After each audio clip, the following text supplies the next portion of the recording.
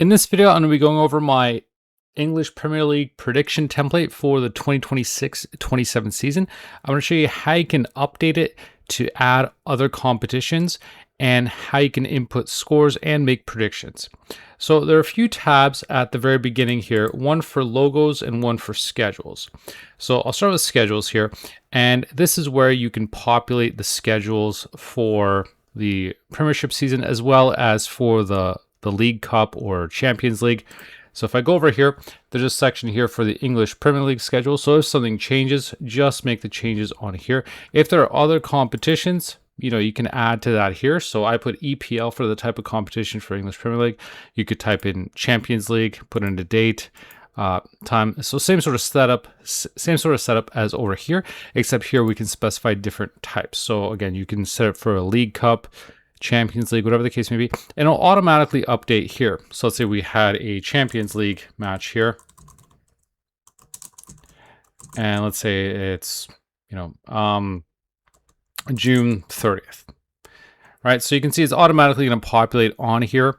So if it's further into the schedule, we could say, let's say September 30th, it'll automatically slot itself into the right place. So as we put in those details. So I'm going to leave that empty, but the idea being that, you can populate this for however many schedules or competitions you want to track that involve the Premiership teams.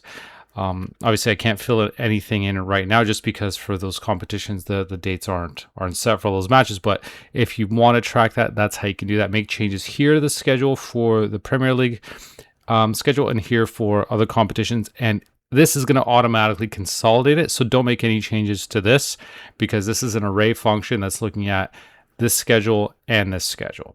And so because you're tracking potentially teams from other leagues, that's where I've got this logos tab here.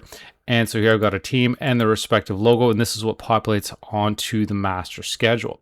So if you want to add other teams to show up on that schedule, show their logo, then you could just add to the bottom of this list, put in the name, insert the logo in here just as I've done here, and then that'll populate with a lookup. So that's really an optional step. The main one is probably updating the schedules here. And then as for that master schedule sheet, here you're not going to actually make any changes to the schedule because this is all going to be coming from the schedule sheet. So if I key anything here, I'll get an error saying that's protected, and for that reason, because otherwise you can make a mistake really easily. What you can do, however, is update the scores. So here, if we put in a score 1-0, then the score is going to automatically be reflected in the table here, and that's going to flow through into the predictions as well, in the team schedule and the weekly schedule. So if you want to track the scores, that's how you do that. Enter in those values in there. And I have a watch list here, so if you want to track certain teams, you can do so by selecting an option for a drop down here. So if I select one of these teams, it's going to highlight any matches that show up that include those teams. Now, one thing to keep in mind with these drop-downs, sometimes they can be a little bit finicky. If it's not working and you have multiple monitors that you're working on, drag this sheet onto the other monitor, and that might fix the drop-down issues if you encounter something where you're clicking it and the drop-down is not working. But if you click it, the idea being, you can track multiple teams.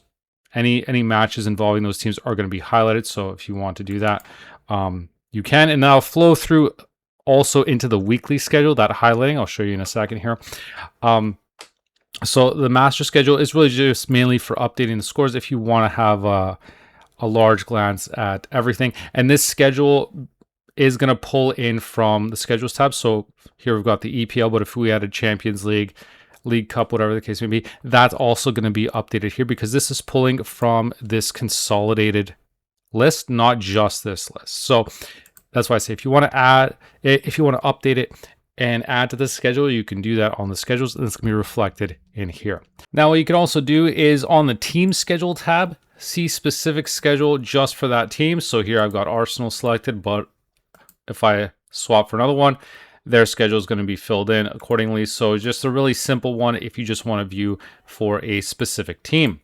And then for the weekly schedule, this is going to show matches for a specific week. So I've set it for the week starting for the Monday starting the week. So August 17th is the Monday of the week that has the matches for the 21st, 22nd, and the 23rd. So you can see the results are also populated into here as well. So that's all funneling through. So there's no changes, whether it's on the team schedule or the weekly schedule, to make any changes to the scores or anything else. The main things are to just change the drop-down options for the week starting and for the team that you want to track. So these ones are fairly simple, not a whole lot of changes to do on here. And then as far as the weekly predictions go, again, this is all funneling through from those main sheets. You can specify which week you want to look at, set up your own scoring rules. I just set these as default. So 1 for getting the correct result, a win, loss, or a draw, predicting that correctly. 2 for getting the correct total goals. 3 for getting the exact score. So if, for example, in player 1, and we can change these names obviously to individual names, but let's say we predicted that it was a correct 1-0 win, then we get 6 points because 1 for the correct result, 2 for the correct number of goals, and 3 for the exact score. If I change this to 10, then obviously my score is going to be a lot different. So you can adjust this as you want. You know, if I got the result wrong, but I got the correct number of goals, then again, it's going to update accordingly based off of that. If I get the result right, but the wrong number of goals, then it's going to adjust. And if nothing's filled in, then it's not going to populate. So you can specify up to about 25 players here. And then it's going to calculate their scores and it's going to automatically adjust. So if we're done this week, we go to the next one and everything is going to populate that way. You'll just need to clear out the previous results or previous predictions from the previous week. But that's how we'd go about doing it. I would set up a macro to do that, but the problem is then you have to have a macro enabled file. So unfortunately, there is going to be that manual process just to clear out the previous week's predictions. And then once you've got that done, these results will funnel into the leaderboard. So as you're done a week's predictions, you go to the leaderboard and then make your updates. So here I just put in some dummy data in here just to show you what it looks like. So here we've got August 17th, so that current week in there. So if we had values in here, so what I would do here is copy this and then paste as values. So Control-Shift-V, or you can right-click paste as values. So paste as values. And then this needs to be refreshed. So the chart needs to be refreshed. The values here are pulling through correctly. So let's say player 1, let's just manually adjust this to 10 points. And we select this chart, go to the data tab, and you can select refresh all, but that can take a bit longer. If I just click the refresh button, it's going to be a bit quicker. And you can see the chart is going to update to reflect those standings. And so the idea being next week, once you're done, the following week, August 24th, again, copy the values, paste them onto the next row. So these ones here are hard-coded, and that's why I'm pasting them as values, whereas these ones here are pulling from that weekly predictions tab. So as you've done the predictions for the week, you've done the scoring, you copy and paste it into here, hard-coding them, and then that's going to calculate all the total here. So this is going to do a summation of all these weeks here. So that's how that's following through. If you care to track the leaderboard and the standings anyways, that's how you would do it. So the idea being that these are formulas and then these are hard-coded values that you're going to update. But that's how we can update that. And the idea being that, you know, you just fill in these values, these predictions here for each player.